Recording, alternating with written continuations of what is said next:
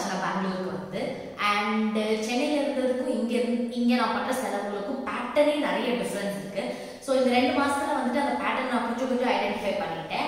And அதனால என்னால் வந்துட்டு மந்த் எண்டில் வந்துட்டு 5 to 6K வந்துட்டு இன்வெஸ்ட்மெண்ட் சேவிங்ஸ் எல்லாமே போகிறதுக்கு கையில் இருந்தது. ஸோ ஐ தாட் அந்த பேட்டர்ன் நான் ஐடென்டிஃபை பண்ணதுனால ஐ மேக் அ வீடியோ. தனியாக வாழ்கிறவங்களுக்கு வந்துட்டு எப்படி எல்லாம் ஃபினான்ஸ் மேனேஜ் பண்ணலாம், ப்ளஸ் என்னென்னலாம் பண்ணால் வந்து உங்களோட மணி வந்து சேவ் ஆகும் அப்படிங்கிறதே வந்துட்டு ஒரு வீடியோவாக சொல்லலாம் அப்படின்னு சொல்லிட்டு தான் இந்த video. Hello people, welcome back to my channel. First thing, இது டிப்ஸ் எல்லாம் தாண்டி இது ஒரு மைண்ட் செட் தான். ஐயோ தனியாக வாழ்றவே ரொம்ப காசு செலவு அதிகமாகும் அப்படின்னு நீங்கள் நினச்சிட்டீங்க அப்படின்னா மாதம் ஃபுல்லாக அந்த தாட்டும் உங்களை கஷ்டப்படுத்திட்டே தான் இருக்கும். ஏன் நம்மளுக்கு வந்து ஊரில் இருக்கும்போது அவ்வளோ செலவு இருக்காது அப்படின்னா அங்கே வாடகைன்ற ஒரு விஷயம் நம்ம பே பண்ணதுக்கே தேவையில்லை. உங்களோட ஃபினான்ஸ்லேயே ஒரு பெரிய பாகமே வந்துட்டு அந்த வாடகை தான். ஸோ அதை நீங்கள் இங்கே பே பண்ணும்போது உங்களுக்கு கண்டிப்பாக வந்துட்டு அந்த ஒரு ஃபீல் இருக்க தான் செய்யும். பட் அதுக்காக ரோட்டில் தூங்க முடியாதுல்ல, அந்த எக்ஸ்பென்ஸ் இருக்க தான் செய்யும். பட் அந்த எக்ஸ்பென்ஸ் வந்துட்டு it is a mandatory thing. நீங்கள் அனாவசியமாக பண்ணால் அதுக்கு வருத்தப்படலாம். ஆனால் இது ஒரு மேண்டட்டரி திங்காக இருக்கும்போது ஐயோ காசு இல்லை அப்படின்னு சொல்லிட்டு ஸ்டார்டிங்ல இருந்தே நம்மளுக்கு அந்த ஃபீல் வந்துருச்சு அப்படின்னா நீங்கள் ஒரு மாதிரி ஹாப்பியாக அந்த ஃபினான்ஸை மெயின்டைனே பண்ண முடியாது. So have that mind set.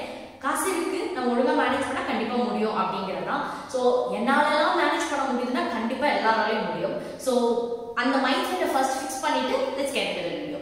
First thing, you need to track everything, all your income, all your expenses.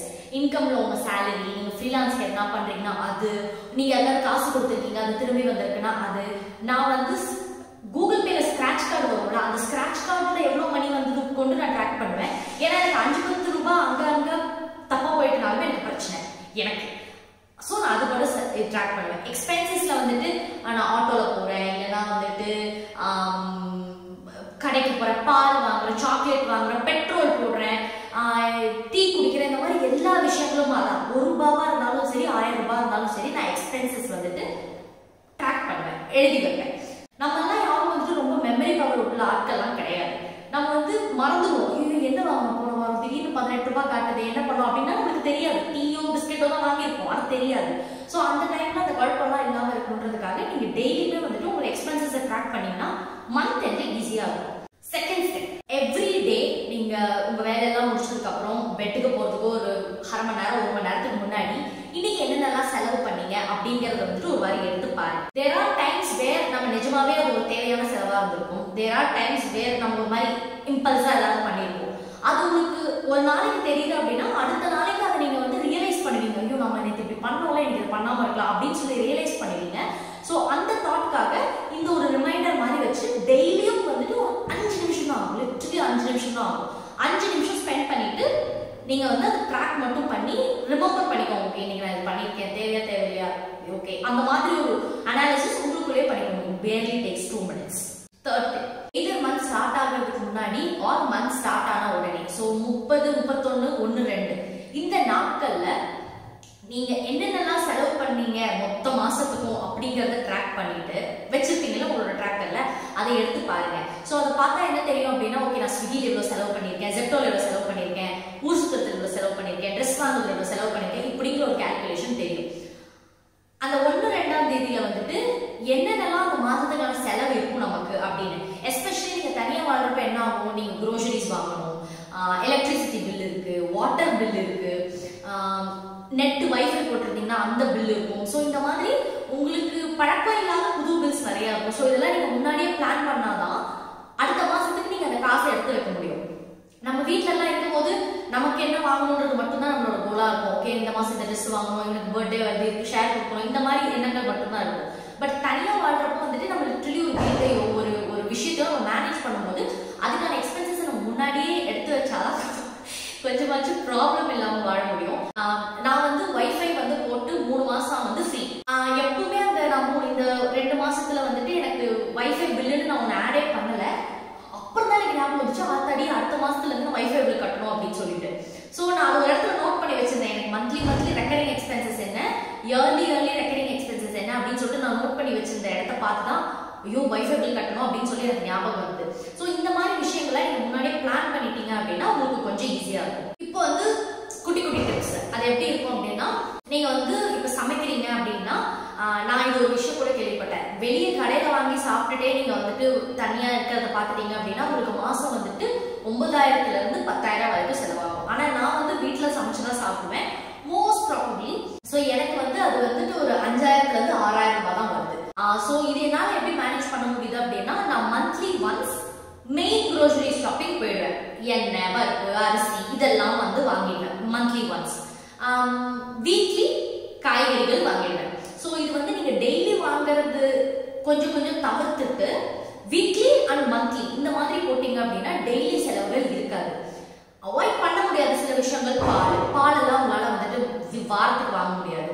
So அந்த டைம்ல மட்டும் அதுக்கான ஒரு அமௌண்ட் வச்சுக்கோங்க. எனக்கு வந்து இப்போ ஒரு பால் வாங்கினா 2 நாள் வரும், நான் ஒருத்தி தானே, ஸோ 2 நாள் வரும். அந்த மாதிரி விஷயங்களுக்கு மட்டும் நீங்க வந்துட்டு மந்த்லி பால் மட்டும் டெய்லி, வீக்லியில வந்துட்டு சிக்கன் எடுக்கிறது, காய் வாங்குறது, இந்த வெஜிடபிள் ஸ்டாக் பண்றது, அதெல்லாம் மந்த்லி வந்துட்டு இந்த மெயின் க்ரோசரிஸ் இதெல்லாம் வாங்குறது. ஸோ இந்த மாதிரி நீங்க பிளான் பண்ணிட்டீங்கன்னா உங்களுக்கு வந்துட்டு ஒரு மாதிரி ரொட்டீனா இருக்கும் இந்த செலவுகள் பேட்டர்ன். அப்போ வந்துட்டு உங்களால ஈஸியா வந்துட்டு கண்ட்ரோலும் பண்ண முடியும். ஓகே, எனக்கு வாரத்துக்கு 500 இருந்து 600 தான் ஆகுது காய்கறிகளுக்கு, இது எல்லாத்துக்கும், பாலுக்கு எல்லாமே சேர்த்து. மாசம்னு பார்த்தா ஒரு 2,000-3,000 தான் ஆகுது அப்படின்னு சொல்லிட்டு உங்களுக்கு தெரிஞ்சிடும். ஸ்டார்டிங்ல இது 2,000-3,000 இருக்காது. ஃபார் எக்ஸாம்பிள் எனக்கு இப்போ சில பாத்திரங்கள்லாம் வாங்கணும், அந்த மாதிரி விஷயங்கள்லாம் இருக்கும்போது அது கொஞ்சம் எக்ஸ்ட்ரா தான் வரும். அது நம்ம யூ கான்ட் டூ எனிதிங். ஆனால் அந்த விஷயத்துக்கு நீங்க வாங்க தான் செய்யணும். பட் போக போக வந்து அது கம்மியாயிடும். தனியா வாழணும் அப்படின்னு சொல்லிட்டு நம்ம வந்து இது நம்மளோட வீடு, நம்மளோட உலகம், நம்ம இது எப்படி வேணாலும் வச்சுக்கலாம் அப்படின்னு சொல்லிட்டு நிறைய திங்ஸ் வாங்கணும்னு சொல்லி ஸ்டார்டிங்ல பயங்கர இம்பல்ஸா இருக்கும். எனக்கு இருந்தது, there was a phase. But அப்பவே நான் கொஞ்சம் கான்ஷியஸா என்ன பண்ணேன் அப்படின்னா, அது நான் ஒரு விஷயம் வாங்குறதுக்கு முன்னாடி நான் யோசிக்கிறது ஒரு விஷயம் தான். இந்த நான் வாங்குற பொருள் 2 வேளை பார்க்குமா அப்படின்னு சொல்லிட்டு. இப்போ வந்து நம்ம வீட்டுல எல்லாம் மாவுக்கு ஒரு கரண்டி வச்சிருப்பாங்க, வீட்டுல குழம்புக்கு ஒரு கரண்டி வச்சிருப்பாங்க, சட்னிக்கு ஒரு கரண்டி வச்சிருப்பாங்க. இந்த மாதிரி மல்டிபிள் கரண்டி எல்லாம் யூஸ் பண்ண மாட்டோம். ஒரே ஒரு குழி கரண்டி தான் என்கிட்ட இருக்கும். அதை நான் கழுவி மாவுக்கு யூஸ் பண்ணுவேன், அதை கழுவி நான் சாம்பாருக்கு யூஸ் பண்ணுவேன், அதுதான் கழுவி நான் வந்து சட்னிக்கும் போட்டுப்பேன். ஸோ இந்த மாதிரி மல்டிபிள் திங்ஸ் ஒன்றுக்கு வேணும் அப்படின்னு நினைக்காம ஒரு விஷயம் வாங்கினீங்கன்னா கூட அதை 3 வழிக்கு யூஸ் பண்ண முடியுமா அப்படின்னு வந்து யோசிச்சுக்கோங்க. இந்த மாதிரி நம்ம செலவே எப்போ பண்ணுவோம் அப்படின்னா நம்ம கம்ஃபர்ட்காக தான் பண்ணுவோம், நம்மளோட வேலையை ஈஸியா இருக்குதா அப்படின்றதுக்காக தான் பண்ணுவோம். பட் அது இப்பவே ஸ்டார்டிங்லேயே நீங்க அந்த மாதிரி பழகிட்டீங்க அப்படின்னா நீங்க ஒரு மாதிரி சேர்த்து வச்சிருவீங்க.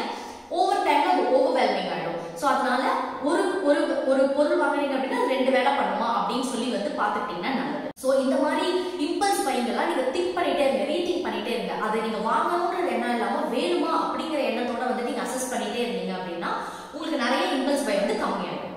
அதே மாதிரி இன்னொரு இம்பார்ட்டன்டான விஷயம் என்னன்னா, டெக்கார் ஐட்டம்ஸ் வாங்கக்கூடாது. அது நான் வந்து ஒரு கோலா வச்சிருக்கேன். ஏன் அப்படின்னா இந்த டெக்கார் ஐட்டம்ஸ் வந்து சும்மா ஒரு வால்லையோ இல்ல வந்து ஒரு டேபிள்லயோ இருக்கக்கூடிய விஷயங்கள். அது வந்து உங்களுக்கு எந்த பயனுமே இருக்காது. பேசிக்கலி அழகுபடுத்தும் கரெக்ட் தான், ஆனா அது அழகுக்காக நீங்க ஒரு காசு ஒன்று செலவு பண்ணணும், பிளஸ் அதை கிளீன் பண்ணணும். இப்போ நீங்க அந்த மாட்டி எல்லாம் வைக்கிறீங்க அப்படின்னா அதை நீங்க வாரத்துக்கு ஒரு வாட்டி கிளீன் பண்ணணும், தூசி படிச்சிடும். ஸோ இதெல்லாம் வேலைகள். நான் எப்படி டெக்கார் சூஸ் பண்ணேன் அப்படின்னா இந்த மாதிரி பிளான்ஸ் தான். எனக்கு பிளான்ஸ் ரொம்ப பிடிக்கும். ஸோ அதனால நான் பிளான்ஸ் எனிதிங் அது வந்து கொஞ்சம் சஸ்டைனபிளாகவும் இருக்கணும், பிளஸ் அதனால எனக்கு பெரிய மெயின்டெனன்ஸோ அந்த மாதிரி எதுவும் இல்லாம இருக்கணும் அப்படிங்கறத என்னோட கோல். ஸோ அதனால நான் இது வாங்கினேன். இன்னொரு எக்ஸாம்பிள், தீபாவளி வந்தது. தீபாவளிக்கு எல்லாரும் வந்து இந்த லைட் பல்ப்ஸ், இந்த லைட் தொங்குறது இதெல்லாம் வந்து பார்த்தேன் நான்.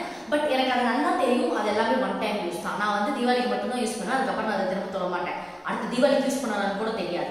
அதனால எனக்கு விளக்கு ஏற்றணும்னு ஆசை. ஸோ நான் என்ன பண்ணேன் அப்படின்னா அந்த மண் விளக்கு வாங்கினேன், அகல் விளக்குன்னு சொல்லுவாங்களா, அது வாங்கினேன். ஸோ அந்த அகல் விளக்குல என்ன ஆச்சு அப்படின்னா, ஃபர்ஸ்ட் ஆஃப் ஆல் அது வந்து நீங்க எத்தனை வாட்டி வேணாலும் ரீயூஸ் பண்ணிக்கலாம். அது வந்து உங்களுக்கு உடஞ்சு போகிறத தாண்டி அதுல எதுவும் டிஸ்அட்வான்டேஜ் கிடையாது.